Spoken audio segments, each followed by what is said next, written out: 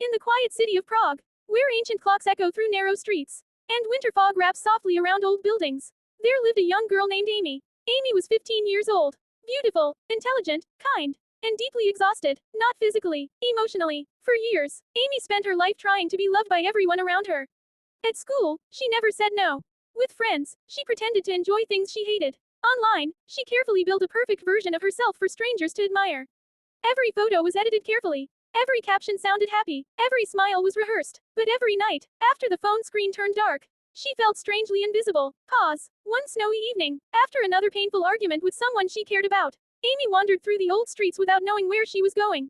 Her chest felt heavy. Why am I never enough for people? She whispered quietly, as snow slowly covered the sidewalks. Amy noticed a small old bookstore hidden between two buildings. Warm golden light glowed through the windows. Above the door was a faded wooden sign. The quiet pages. Something about the place felt peaceful. Amy stepped inside. Soft fireplace ambience. The bookstore smelled of old paper, coffee, and rain-soaked wood. Near the back of the shop sat an elderly man arranging books carefully onto shelves. His hair was white. His sweater looked old. His glasses rested low on his nose. But his face carried an unusual calmness. The old man looked up gently and smiled. "You look tired," he said softly. Amy forced a small laugh. "Is it that obvious?" The old man nodded kindly. "People who spend too much energy trying to be accepted always look tired."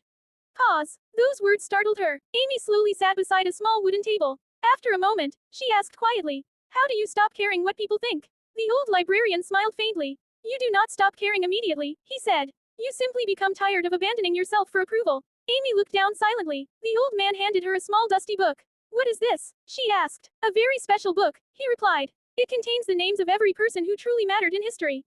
Amy opened the book curiously. But every page was blank. She looked confused. "There is nothing here." The old man nodded slowly. "Exactly. Music becomes emotional." He leaned back in his chair and said, "Do you know what happens to most opinions about you?" Amy shook her head. "They disappear." The old man pointed toward the empty pages. "People spend their whole lives terrified of judgment from people who will eventually forget them completely." Silence filled the bookstore. Outside, snow continued falling softly. The librarian continued, "You are suffering because you placed your worth inside the hands of strangers." Amy felt her chest tighten. For years, she had measured herself through other people's reactions. Did they text back? Did they praise her? Did they admire her? Did they stay? And every rejection felt like proof that she was not enough. The old man looked at her gently and asked, "If tomorrow everyone suddenly approved of you, would you finally approve of yourself?"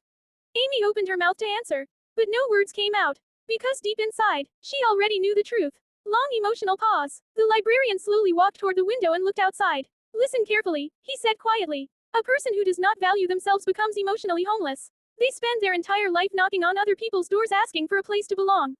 Those words broke something inside Amy. For the first time in years, she cried honestly, not quietly, not politely, honestly, and strangely. The old librarian did not try to stop her tears. He simply sat beside her peacefully. After a while, he spoke again. "The world will respect you more the moment you stop begging it for permission to exist."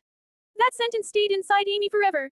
Hopeful music slowly rises. Over the following months, something slowly changed. Not overnight, not magically, but slowly. Amy began saying no without guilt. Stopped forcing conversations. Stopped chasing people who gave her crumbs of attention. She deleted the fake versions of herself online. Started reading more, walking more, listening to her own thoughts again. And for the first time in years, she began feeling peaceful while alone. Pause. One spring morning, Amy returned to the bookstore carrying flowers for the old librarian. But when she arrived, the store was empty. A younger man stood behind the counter. "The old librarian?" Amy asked softly. The young man smiled sadly. "He passed away last winter." Amy froze. Before leaving, the young man handed her a small folded note.